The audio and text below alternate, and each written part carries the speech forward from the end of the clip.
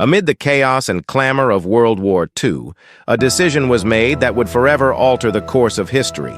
A decision that would bring an end to one of the deadliest conflicts known to mankind, but also usher in an era of unprecedented fear and power. Welcome back to Epic History Facts. Today, we're diving into one of the most significant and controversial decisions of World War II. Why the United States chose Hiroshima as the target for the first atomic bomb. Why Hiroshima? What made this city the epicenter of such a world-changing event? Stay with us as we delve into the selection process, strategic importance, and the far-reaching implications of this historic moment. Don't forget to subscribe Epic History Facts channel to get more amazing videos. Now, let's get started.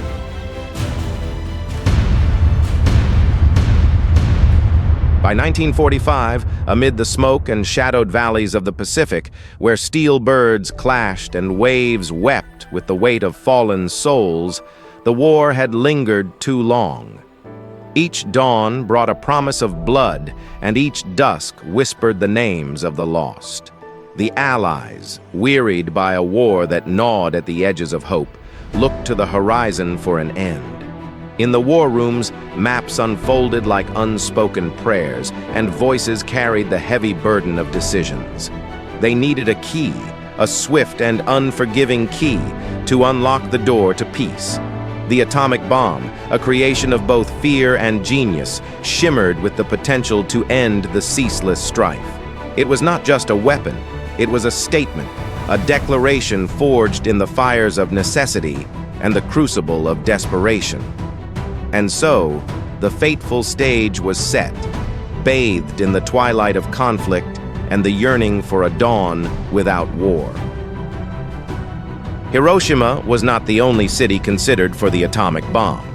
The Target Committee, led by military and scientific experts, evaluated several cities based on strategic and psychological impact. Kyoto, Kokura, Niigata, and Hiroshima were all potential targets. Beneath the canopy of a sky soon to witness unspeakable fire, Hiroshima lay in its industrious slumber, unaware of the destiny etched into its very soil. A city that pulsed with the rhythm of war, its veins coursing with the lifeblood of military might and industrial prowess. Factories hummed with relentless fervor, producing the sinews of conflict, while soldiers moved like shadows within its boundaries, the guardians of a fragile empire. Its geographical expanse, sprawling and flat, cradled by distant mountains, was not just a landscape, but a canvas, waiting to be painted with the brushstrokes of unimaginable destruction. The planners saw in Hiroshima a stage where the atomic bomb could perform its dreadful ballet, a place where its explosive power would not just be felt, but seared into memory. The city's flat terrain promised an unbroken spread of devastation, a clear path for the shockwaves to roll outwards, touching every corner with equal ferocity. This was not just a choice of convenience, but of cruel efficiency, where the human cost was calculated with chilling precision. Hiroshima, in its strategic significance, became the embodiment of a grim calculus, its streets and homes transformed into a somber testament to the inexorable advance of wartime technology and the relentless quest for dominance. In the corridors of power, where decisions echoed with the weight of nations, the atomic bomb became more than a weapon. It was a message carved in fire and fury. President Truman, with the weight of the world on his shoulders, stood alongside military minds hardened by years of conflict, their eyes fixed on a future they hoped to mold through sheer force. Hiroshima, in its selection, was a signal flare sent to the far corners of the earth, a proclamation of a new dawn where power was measured in megatons. The bomb's descent was meant to break more than buildings. It was to fracture the will of a nation already battered by relentless war, to shatter any remaining resolve into fragments of surrender. And yet, beneath this overt message to Japan lay a subtler, colder communication aimed at the Soviet Union, a display of might in the nascent chill of a looming Cold War. The political chessboard expanded beyond the Pacific, with Hiroshima's devastation serving as both an end and a beginning, a terminus of one war and the silent prelude to another. The lives calculated and weighed, the decision cloaked in necessity and dread, spoke to a world reshaped by the boundless reach of human ingenuity and the terrifying calculus of power. Hiroshima became the fulcrum on which the world would pivot, a stark reminder of the lengths to which nations would go to forge a peace steeped in dominance and deterrence. In the dawn of August 6, 1945, the sky over Hiroshima bore silent witness to a grim resolve as the B-29 bomber Enola Gay took flight, carrying within its belly a crucible of mankind's most destructive power. The mission, etched in cold precision and fiery intent, unfolded with the stark clarity of destiny. As little boy descended, a cacophony of light and heat erupted, transforming the landscape into a tableau of chaos and sorrow.